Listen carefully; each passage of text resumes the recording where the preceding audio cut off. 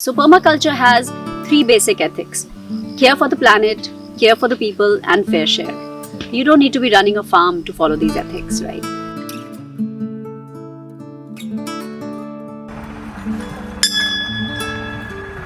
Finally, we are here at Aanandaa Permaculture Farm, and before we start, I must say we started following your channel for 3 years, and it's been lovely to see the farm grow. It's lovely to see all of the content, all of the videos that you put in. Please tell us a little bit about yourself before Aanandaa. Okay, so I'm a small town girl. I grew up in Chandigarh, spent the first 20 years of my life here. And then I did my MBA from IIM Bangalore. That was really my more defining education. And I've went on to work with a lot of companies. I started my career with Unilever. Then I worked with Colgate-Palmolive. I worked with Axis Bank. I used to be the Chief Marketing Officer at Axis Bank. And then I've done a couple of more stints more recently. I worked with Clicks Capital for a year, and I also worked with Uber for a year as their head of marketing. So that's really been a professional journey. Other than that, more importantly, I'm mother to Radha and Ira, and wife to Agam. So I have a lovely family with whom I love spending a lot of time, and I have some other interests like cooking, pickling, jamming, especially because I grow so much food now. So I'm learning to do a lot of things with the food as well. So, how did Aanandaa come into being? When did it start? You know, it's quite bizarre, the whole sort of way Aanandaa originated. But I think for a long time, I used to be worried about the food we ate, and also about the fact that water is going to run out. If you live in Mumbai, you would know that almost every monsoon, there is this thing about, the lake water in Virar is decreasing, and now we have 20 days of water left, and 15 days of water left, and we're waiting for the monsoon to come. And that used to build a little bit of anxiety in me. And of course, I used to always worry also about the quality of food that we are eating. We had no idea what we are eating, how it's grown, how many pesticides and chemicals there are in it. But still, we didn't know what to do about it. We were just part of the system. We were consuming what we used to get. And the thought of growing our own food sounded very daunting. It sounded like something we just couldn't do, because we didn't imagine ourselves sitting in a field in which there's a tractor going up and down, and some crops are growing. Like, it didn't seem like a place that we could really spend our time in or even build. And then in July 2010, we'd actually gone on a holiday to Amsterdam, Agam and I, and we met a friend of mine. She told us about permaculture. She said that her husband and she were planning to build a permaculture farm of their own. And the way she explained it was the first time we heard about it, really. She explained it that it's an ecosystem, it's like a food forest. You plant a lot of trees, food grows on its own, you don't have to do too much work. And the idea just captured our imagination. We just thought that this was something we could do. We talked about growing our own food, but never knew what was the right food production system that we could follow. And the permaculture, the way she described it, seemed like something that we could do. So very quickly, Agam was on a sabbatical that time, and he flew to Chandigarh, which is our hometown, and we were very clear that whatever we do, we will do around Chandigarh, because we always eventually wanted to come back and settle down here. And he found this piece of land, which we bought actually within 6 weeks of our conversation with our friend. Wow. So we moved very quickly. And we bought this, he came back to Bombay. Both of us were working. Then we started coming here during vacations, or once in 6 weeks I would take a day off from work, make a 3-day weekend and come. And we started planning and designing and developing the farm.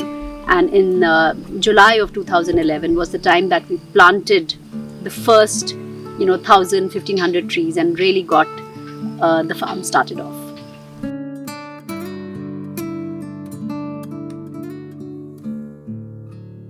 What is permaculture to a beginner or to an amateur? Is it a way of life? Well, permaculture actually originated as permanent agriculture. It started off as being a food production system, where you mimic a forest and you grow a food forest. So, there are lots of trees, there are lots of plants, lot of diversity of species, and you end up growing a lot of food of different varieties. for your own consumption as well as to take to market. But anybody who runs a permaculture farm would know that it soon becomes a way of life, because it's very difficult to live and work in this environment and then go back and lead the same standard, consumption driven, wasteful city life that many of us have got used to. So it actually starts off as permanent agriculture but ends up as being permanent culture, which is, are we creating more permanence in the world? Are we doing things which are more long lasting, more stable, more permanent? Or are we in the use and throw economy? Are we just using, consuming and throwing? Or is there more permanence and stability? So that's really, how I would define permaculture. Can someone actually have a permaculture interest and follow it or pursue it without really having a farm as lovely as yours? Of course, you can still have a permaculture way of life. So permaculture has 3 basic ethics: care for the planet, care for the people, and fair share. You don't need to be running a farm to follow these ethics, right? It also has a lot of principles which have evolved over the years. Things like recycle, reuse, or one thing but multiple purposes for it, or obtain a yield, make everything useful. And you can apply these things to your daily life. Like, we have a habit of throwing away stuff so easily without trying to fix it, without trying to repair it. We don't even recycle some of the things we use. We look down on hand-me-downs or thrifted or second-hand clothes. We can overcome all of these things and lead a more permaculture way of life than what we do today. Can you tell us a little bit about the farm? What are you growing here? If you could just... So a permaculture farm is a place where lots of species come together to create a very, very productive and diverse and resilient system. So when we started off, of course, we had a barren piece of land. There was nothing growing on it. And the first step really was to manage the water. We had water which was coming in through rain, but also some runoff that we used to get from the hills. So managing the water was the first step. The second step was to plant the trees, because water management and tree plantation go hand in hand.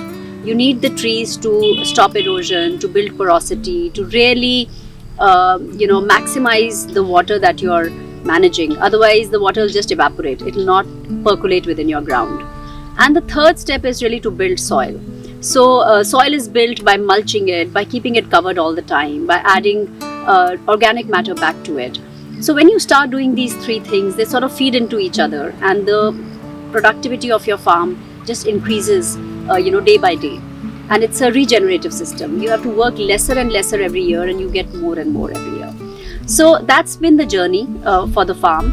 And I can see that, every season, every crop cycle, things are just becoming easier to plant.